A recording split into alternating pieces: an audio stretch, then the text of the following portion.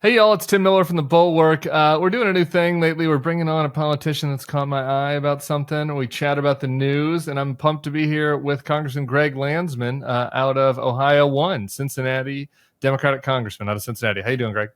I'm good. How are you? I'm well. I want to talk mostly about the constituent that you have the displeasure, what I assume is the displeasure of representing, JD Vance. But before we do that, for people who don't know you, give us a little intro. So you went to divinity school? Tell us about you.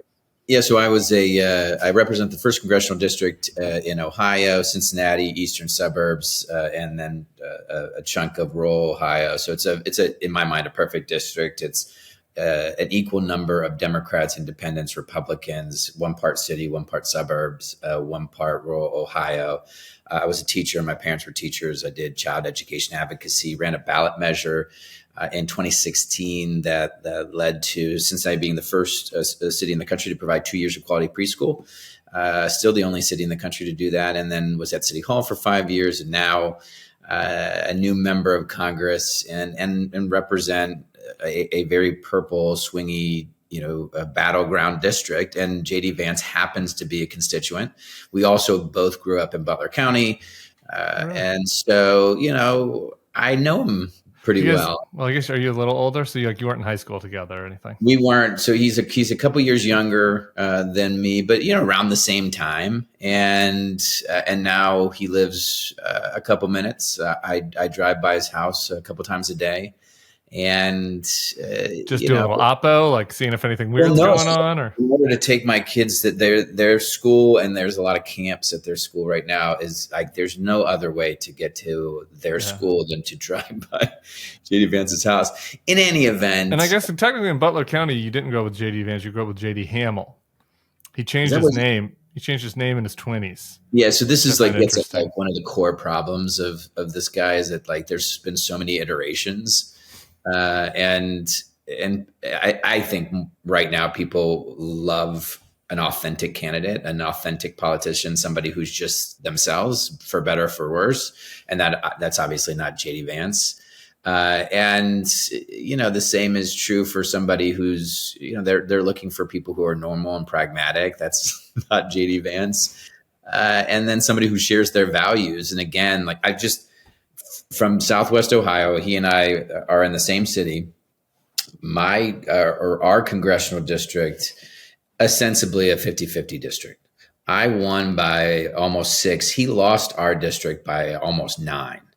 Wow. And I think that, suggests for these battleground states and, for candidates, above him, Trump, and folks below him, I think it's problematic. They're gonna struggle because he reminds voters about all of the things they don't like about what's happened to the National Republican movement, which is they've just adopted this far right Trumpian extremism that's chaotic and just too much. I guess it's possible that he just did so much worse than you in the district just because like his negative charisma that the people in the district knew him a little better than maybe in the rest of the state. That's one theory.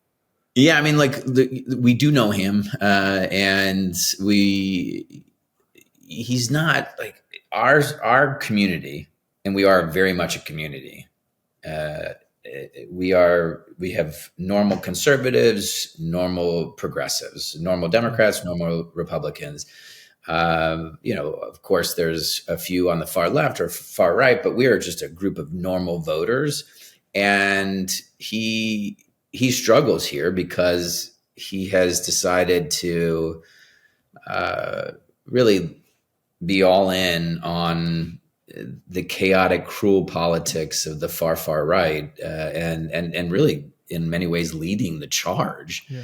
I mean, there's very few people whose rhetoric is more divisive, more misogynistic, more insulting than Vance's, and it's a reminder, constant reminder now that he's on the ticket, that's something, or those are things that they don't like about Trump. And then you turn to the policy.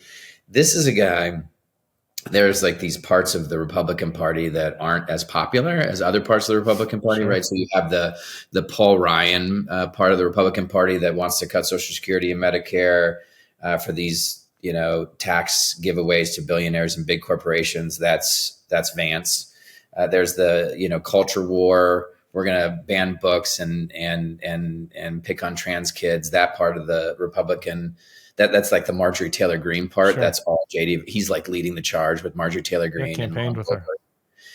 and then the pro-Putin Matt Gaetz wing of the party, that isn't about fighting for democracy and freedom around the globe. So I think it was a huge mistake for Trump, and one that makes him look weak no matter what happens, right? It makes him look weak because he made a bad decision. It makes him look weak if he were to kick him off the ticket. But and I do think it's going to hurt other people up and down the ticket. Yeah, the thread that you sent about him that caught my eye. We'll put it in the notes here if people want to follow you on X. Unfortunately, we're calling it X now.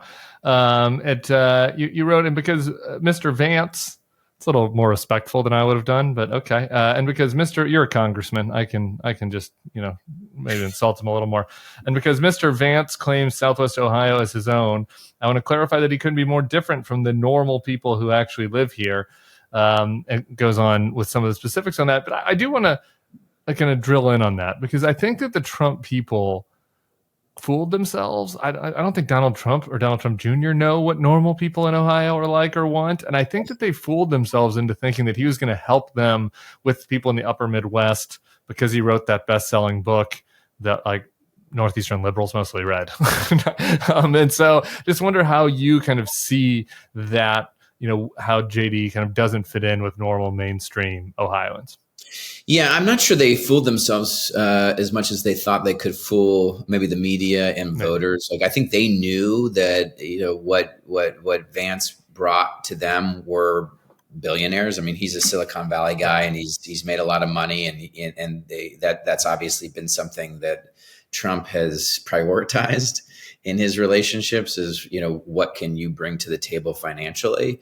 And I think Vance was able to bring a lot. And I think that's one of the reasons why Trump doesn't want to remove him from the ticket, at least at this point, because he wants those dollars.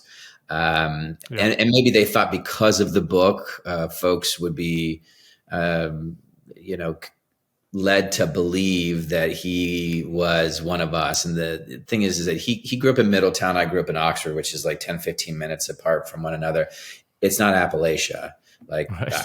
I worked in Oxford's where Miami of Ohio is. Is that right? Yeah, Oxford's where Miami. Like Butler County is like rural Ohio, but it's not Appalachia. So like he led people to believe that he grew up in a place that he didn't, and then it was such a problematic telling of the story of opioid addiction. And the fact that this is something that happened to our communities. I've lost friends that happened to really incredibly good people who are hardworking, who had already picked themselves up from their bootstraps, but then got taken advantage of, preyed upon by Purdue, Pharma, and all these other places. That his telling of it was so problematic that others who had similar experiences had to write their own books. I mean, my wife just finished Demon Copperhead, which was a book that was written to say, hey, no, look, I've had these same experiences, or I grew up in a similar place. You can't tell the story by demonizing or belittling our friends and neighbors, family members, who struggled. You have to say why this happened.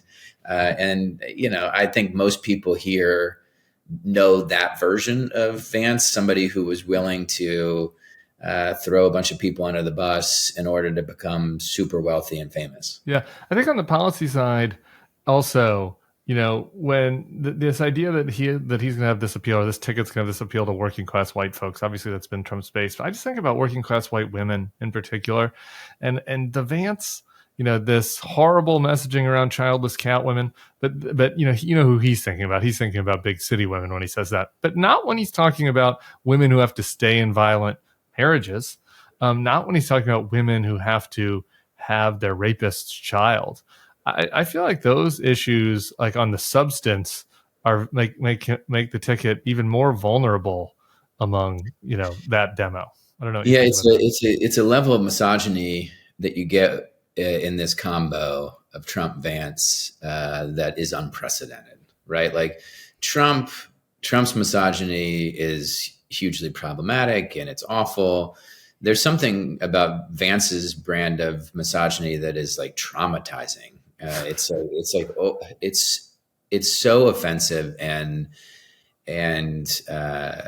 you can tell that he may not have a core belief in any of the other things he's talking about, but he seems to truly believe in this, that women are less than. And so of course, like if they're in a bad marriage, they have to stay in that bad marriage. If they don't have kids, they don't have value. If well, I mean, any number of terrible things he said, it does seem like he has a level of disdain that probably comes from somewhere. Yeah. And it would be better for everyone if he just spent some time on a couch somewhere talking through it with somebody. Greg, be careful. Yeah. Be careful with those couch comments on JD Vance. You're going to get into trouble now. You're going to get into trouble. I thought you were going to be like, look, he does need a therapist. I agree with that. I don't know if he needs a couch. And he's not the only politician that probably would do better by just talking to somebody as opposed to running for office. But he definitely has some serious issues there that need to get resolved. Otherwise, he's going to take it out on an entire gender. Yeah. But yeah, I think you're right. I think the folks here, for certain, I can only speak to the people I talk to on a regular basis, which is folks in Southwest Ohio. This is not somebody they relate to. This is not somebody they look up to. This is not somebody that they think very highly of. All right. Two other things really quick before I lose you. The Veep Stakes is happening. We got to do this. You're Jewish. We have Josh Shapiro, Jewish governor of Pennsylvania. It's a Bulwark. At the Bulwark, a lot of Josh Shapiro love. I'm not hiding the ball on this. I interviewed him a couple months ago. And just wondering what your thoughts are about having him potentially on the ticket and any of the other contenders that caught your eye. So I'm a fan of all of them. And my hope is that, and I think we're fine, because when you look across each one of the people who've been talked about, they represent what I think will matter most in terms of her running mate, which is somebody who is also like her, normal and pragmatic and strong and disciplined, but authentic, who has energy and a real sense for where the country wants to go. So that to me is what matters most, is that person also represent the kind of the type of change that voters have been clamoring for a year or two, right? Like, yeah. and they now have that with her. And so she would benefit from having somebody who also helps to give people the confidence that this is a change election and that these two will provide meaningful and pragmatic change. Are you worried at all about there's anti-Semitism? Had sure. been a lot of anti-Semitism out there. Would you be worried about that with Josh? Yeah, I mean, like the last 9-10 months, there's been this explosion of anti-Semitism. It's my daughter just had her bat mitzvah. My son's about to do his bar mitzvah. So like we're in the middle of like that part of our Jewish life, and it's a lot, and it's hard to. They read my comments because unlike me, we have the accounts, but I don't go on any of the social media. Not reading the comments is smart. It's something I wish I could. It's something I'm dealing with on my couch. Yeah. But it's important to hear from people. I'm just joking. I want your feedback, people, but comments sometimes can be mean. Yeah, people are reading the comments on my team, and they tell me the ones. So I do get the comments, but my kids do read them. Yeah. And they've had a pretty good disposition, a healthy one, but it's hard when they're just really vile anti-Semitic stuff on there. So yeah, it will bring out a group of people if it were to be if he's the nominee or the pick, sorry, not but the VP nominee. There'll be some people who don't care. They just want the normal, pragmatic, let's turn the page kind of leader. And then there will be people who lose their minds because they hate Jews. And, it's just, it's a part of the world we live in. I don't think it's a big group, but it has been a particularly loud group lately. So it'll be a factor. All right. Lastly, just, you're in the spot. I'm making you do Veep stakes. I'm making you do punditry. Is there actual policy? Is something you're working on? Something you want to shout out? Yeah. So one of the things that I think this Congress could do that would make an enormous difference in the next couple of months is the Social Security Fairness Act. It's been around for decades. Public retirees. So you think of your retired teachers, police officers, firefighters, nurses. They're capped in many states. If they get X number of dollars in their state pension, then they don't get all of their Social Security benefits. And so I've got all these retired teachers and police officers and firefighters and nurses who aren't getting up to like $2,000 a month of the Social Security benefit that they paid for. Yeah. And so there's going to be an effort underway to get that bill on the floor and passed. It's in some ways with this Congress a moonshot, but there are over 300 members of the House that said they want this passed that have signed on to the bill, and now 60 members of the Senate. So you could file a cloture motion and a discharge petition and force a vote. And so there is this energy to do something significant, and I'm at the helm trying to get this crew to do something pretty bold in the final months of this Congress. I love that. And the new populist GOP, this is the working man's party. You'd think they'd be for that. Josh Hawley, JD Vance. This is the thing. On paper, they've all signed. This is why I think this is going to be a thing. They've all signed the bill. They've said, co-sponsor. Yeah, no, I'll do it. Because they've got all these retired teachers, police officers, they all want their Social Security money.